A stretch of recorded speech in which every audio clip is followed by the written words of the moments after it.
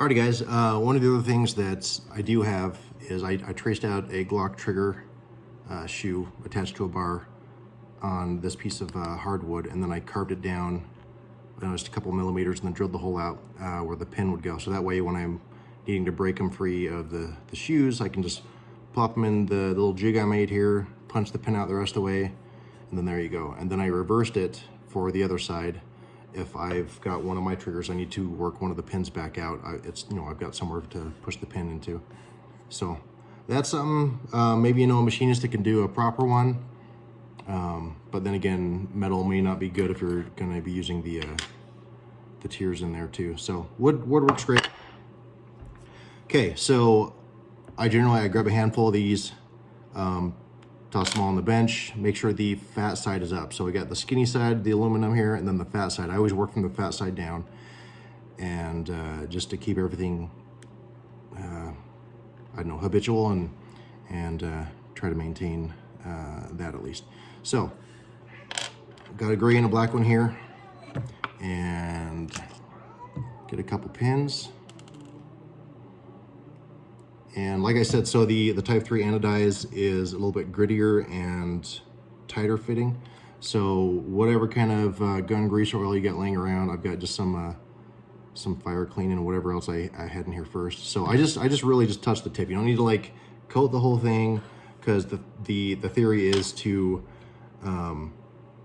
just be able to get it in through the anodize. You don't want it all lubed up and then be able to work itself back out eventually. So there we go. Touch it down. And I've got a pretty oversized hammer here. So I'm just gonna get it started. And you make sure it's not poking through onto the inside here. You grab one of your springs, put it on in. We got a gray shoe, so we'll do a black trigger. Now just make sure that the spring is now seated in both ends into the safety and the shoe. Now when I hold it, I'm holding the top of the trigger and then underside where it curves. Just make sure it's all even and flush here, and the pin will go ahead and shoot straight through. So, and I know my finger angles are probably kind of weird, so still holding it tight, making sure it's flush, because your finger can shift when you're doing all this, and all of a sudden you're trying to put the pin into the side of the safety, and now you've ruined the safety because you've more than likely put a flaw there in the hole, and it's gonna not move the way it should. So give it a couple whacks, and what I do is I'll put it in until it's just shy of being flush. And I don't know if you can see exactly how far that is. I'll go in even further than this, and I'll show you why.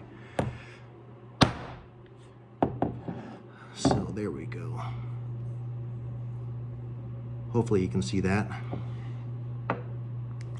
Okay, now this is the trigger bar I was talking about when I painted it, just so I can spot it in the middle of all the chaos going on there.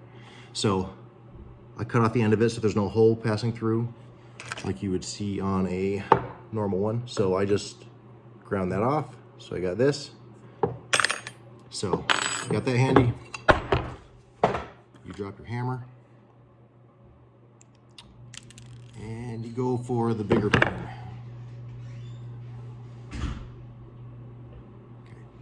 So, same thing, just gonna get it started. And it wouldn't be a bad idea to go ahead and touch this in there too.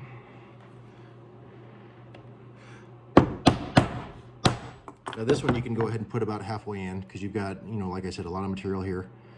And if it's only in a little bit, when you go to seat it in with the trigger bar the rest of the way, and when you smacked it on the shoe, you could just bend the pin and kind of screw the whole thing up. So I've got that pushed in, maybe not quite halfway, but there's a good amount in there. Okay, now with this modified trigger bar, I'm gonna go ahead and slide it in the back, and then you can see it through the pinhole on the other side of the shoe, through the thin side. You can see that's one, and it probably isn't gonna pick it up the camera, but it's totally blocking that. The pin will not be able to pass through. But what you're wanting to do is push the pin in until it's pinning this bar in, and the shoe doesn't want to move at all. It's totally pinned and just kind of locked up. So at this point, you're going to take, instead of something wood, something, some kind of hard metal. Aluminum's going to dent all up. And what I do then is I put, so right now it's all loose. I'm going to go pin side down on top of this, and then take a mallet with a softer side, plastic or rubber, and I'm actually going to hit the shoe down onto the pin. And now going the other way, you could do that, but trust me, this way is far easier. So pin side down, so I'm balancing on the pin. You're just going to make sure everything's all level. If it's at an angle, you're going to bend things and screw it up. So from right here, so right there I've got it. So you can see it's not moving, it's totally locked up on there, and now it should take a bit of force to pull that trigger bar out. And now the next guy, and you'll look in there, you can see a bit of the pin exposed. The next guy, when he goes to put a normal trigger bar in there, he'll have to push it in past the pin, and it'll kind of just snap into place, and he just has to push it a tiny, rest of the way back in.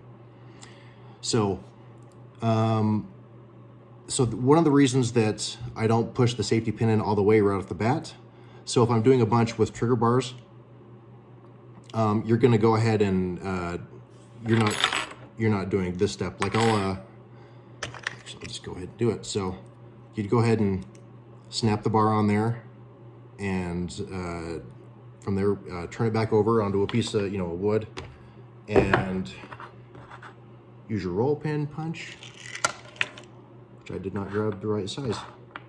There it is. And push the trigger bar the rest of the way out. So I'm not going to assemble this one. I'm going to send it to you guys like that. Now, if let's see. So I leave this a little bit exposed, because if I'm doing it where I want it to go through the trigger bar, because I'm using a normal OEM trigger bar, and that pin is going to go up through that pin, that means the shoe is going to go down almost flush with whatever you're hitting against. So you got to be careful not to hit the metal against the metal. And that's why I leave the smaller safety pin raised a little bit. So if nothing else, as the shoe is sinking down, it ends up hitting that smaller pin and doesn't allow the actual shoe to make contact with the metal. And I hope that all makes sense. So the smaller safety pin is the last thing I push in. So whether they're getting it just a shoe only like this, and from this point, so these 1/16 punches snap like crazy. So I end up taking one that broke and cut it even shorter, and then ground it down so it's a little bit of point, so it's almost its own little roll pin punch. And also going in really close to the shoe and still being exposed. If the pin was further out and you start to use one of these punches, because of how tight the anodize is, you might just start to spread that pin. So going as far as you can while leaving some of it raised up.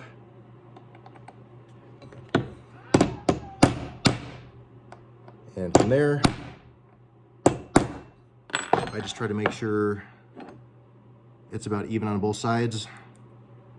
And as it sits right now, that's a good shoe only piece. So hopefully this all made sense. And like I said, this should all be bind free and everything. Now, if you move the safety and you hear it click, that means so everything is chamfered correctly. And all that really means is you need to take something like a small 1/16 punch, and you can actually put it in the back there where you can see the spring, and slightly rotate it. If you just try to move this against the spring, even the tiniest amount, that usually clears that right up.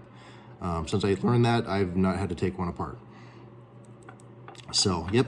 So nice and silent and smooth, and that should do it.